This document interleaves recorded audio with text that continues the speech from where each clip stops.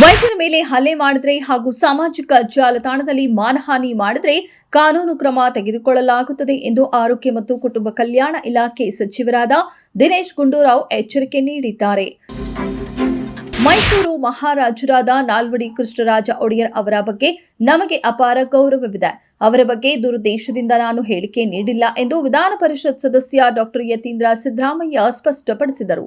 ನಾಲ್ವಡಿ ಕೃಷ್ಣರಾಜ ಒಡೆಯರ್ ಅವರ ಆಡಳಿತ ನಮಗೆ ಸ್ಫೂರ್ತಿ. ಅವರ ಬಗ್ಗೆ ನನಗೆ ಅಪಾರ ಗೌರವ, ಅಭಿಮಾನ ಇದೆ. ಮುಂಗಾರು ಹಂಗಾಮಿನಲ್ಲಿ ರಾಜ್ಯದಲ್ಲಿ ಉತ್ತಮ ಮಳೆಯಾಗಿ ಬಿತ್ತನೆಯು ಗಣನೀಯವಾಗಿ ಅಧಿಕವಾಗಿದೆ. ಇದರಿಂದ ಯೂರಿಯಾಗೆ ಬೇಡಿಕೆ ಹೆಚ್ಚಾಗಿದ್ದು ಸರ್ಕಾರ ಯಾವುದೇ ಸಮಸ್ಯೆ ಉಂಟಾಗದಂತೆ ನೋಡಿಕೊಳ್ಳಲಿದೆ ಎಂದು ಕೃಷಿ ಸಚಿವ ಎನ್ ಚಲುವರಾಯಸ್ವಾಮಿ ಭರವಸೆ ನೀಡಿದ್ದಾರೆ. ಹಿಂದೆ ನಾನು ಸಿಪಿಎಲ್ ಲೀಡರ್ ಆಗಿ ರಾಜ್ಯದಲ್ಲಿ ಪಕ್ಷವನ್ನ ಅಧಿಕಾರಕ್ಕೆ ತರಲು ಶ್ರಮಿಸಿದೆ. ಪಕ್ಷವನ್ನ ಅಧಿಕಾರಕ್ಕೆ ತರಲು ಸಾಕಷ್ಟು ಶ್ರಮ ಹಾಕಿದೆ.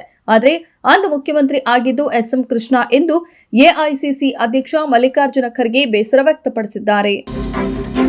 ಬೆಂಗಳೂರು ಮಹಾನಗರವನ್ನು 5 ಭಾಗಗಳಾಗಿ ವಿಭಜಿಸುವ ನಿರ್ಧಾರದಿಂದ ಸರ್ಕಾರ ಹಿಂದೆ ಸರಿಯಬೇಕು, ಇಲ್ಲದಿದ್ದರೆ ಬೆಂಗಳೂರು ಬಂದ್ಗೆ ಕರೆ ನೀಡಲಾಗುವುದು ಎಂದು ಕನ್ನಡ ಚಳವಳಿ ವಾಟಾಳ್ ಪಕ್ಷದ ಅಧ್ಯಕ್ಷ ವಾಟಾಳ್ ನಾಗರಾಜ್ ಎಚ್ಚರಿಸಿದ್ದಾರೆ.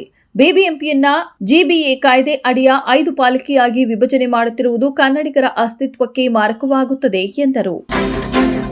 ತುಂಗಭದ್ರಾ ನದಿಯಲ್ಲಿ 1,12,170 ಕ್ಯೂಸೆಸ್ ನೀರು ಹರಿದು ಬರುತ್ತಿದ್ದು ಅಪಾಯದ ಮಟ್ಟದಲ್ಲಿ ನದಿ ಹರಿಯುತ್ತಿರುವ ಕಾರಣ ನದಿ ಪಾತ್ರದಲ್ಲಿನ ಜನರು ಎಚ್ಚರಿಕೆಯಿಂದಿರಬೇಕೆಂದು ಜಿಲ್ಲಾಧಿಕಾರಿ ಮತ್ತು ಜಿಲ್ಲಾ ಮ್ಯಾಜಿಸ್ಟ್ರೇಟ್ ಗಂಗಾಧರ ಸ್ವಾಮಿ ಸೂಚನೆ ನೀಡಿದ್ದಾರೆ.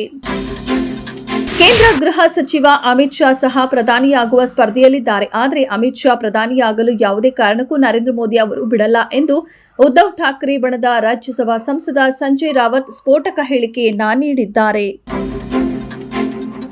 ಥಾಯ್ಲೆಂಡ್ ಮತ್ತು ಕಾಂಬೋಡಿಯಾ ನಡುವಿನ ಸಂಘರ್ಷಕ್ಕೆ ಅಂತ್ಯ ಹಾಡಲು ಅಮೆರಿಕ ಅಧ್ಯಕ್ಷ ಟ್ರಂಪ್ ನಡೆಸಿದ ಮಾತುಕತೆ ಫಲಪ್ರದವಾಗಿದೆ. ಕದನ ವಿರಾಮಕ್ಕೆ 2 ದೇಶಗಳು ಒಪ್ಪಿಗೆ ಸೂಚಿಸಿದ್ದು ಥಾಯ್ಲೆಂಡ್ ಮತ್ತು ಕಾಂಬೋಡಿಯಾ ರಾಷ್ಟ್ರಗಳ ಪ್ರತಿನಿಧಿಗಳು ಮಲೇಷ್ಯಾದಲ್ಲಿ ಇಂದು ಶಾಂತಿ ಮಾತುಕತೆ ನಡೆಸಿ ಈ ಕುರಿತು ಅಂತಿಮ ನಿರ್ಧಾರ ಕೈಗೊಳ್ಳಲಿದ್ದಾರೆ. ಮ್ಯಾಂಚೆಸ್ಟರ್ ಟೆಸ್ಟ್ ಪಂದ್ಯವನ್ನ ಡ್ರಾದಲ್ಲಿ ಕೊನೆಗೊಳಿಸುವಲ್ಲಿ ಟೀಂ ಇಂಡಿಯಾ ಕೊನೆಗೂ ಯಶಸ್ವಿಯಾಗಿದೆ. ತಂಡವನ್ನ ಸೋಲಿನಿಂದ ಪಾರು ಮಾಡುವಲ್ಲಿ ಪ್ರಮುಖ ಪಾತ್ರ ವಹಿಸಿದ ಯುವ ಆಲ್ರೌಂಡರ್ ವಾಷಿಂಗ್ಟನ್ ಸುಂದರ್ ಬೌಲಿಂಗ್ನಲ್ಲಿ ಮಾತ್ರವಲ್ಲದೆ ಬ್ಯಾಟಿಂಗ್ನಲ್ಲೂ ಸ್ಮರಣೀಯ ಶತಕ ಸಿಡಿಸಿ ತಂಡವನ್ನ ಸೋಲಿನ ದವಡೆಯಿಂದ ಹೊರತಂದರು. ಭರ್ಜರಿ ಬ್ಯಾಚುಲರ್ ಸೀಸನ್ 2ರ ರಿಯಾಲಿಟಿ ಶೋ ಗ್ರ್ಯಾಂಡ್ ಫಿನಾಲೆ ಕೊನೆಗೂ ಮುಗಿದಿದೆ. ಇಷ್ಟು ದಿನಗಳ ಕಾಲ ಕುತೂಹಲ ಮೂಡಿಸಿದ ಪ್ರಶ್ನೆಗೆ ಕೊನೆಗೂ ಉತ್ತರ ಸಿಕ್ಕಿದೆ. ಜಿ ಕನ್ನಡ ವಾಹಿನಿಯಲ್ಲಿ ಹೆಚ್ಚು ಜನಪ್ರಿಯತೆ ಪಡೆದಿದ್ದ ಈ ರಿಯಾಲಿಟಿ ಶೋ 2 ಸೀಸನ್ಗಳನ್ನು ಮುಗಿಸಿದೆ. ಈ ಸೀಸನ್ನ ಫಿನಾಲೆಯಲ್ಲಿ ಸುನಿಲ್ ಗುಜಗೊಂಡ ಅಮೃತ ರಾಜ್ ಜೋಡಿ ಗೆದ್ದು ಬೀಗಿದೆ.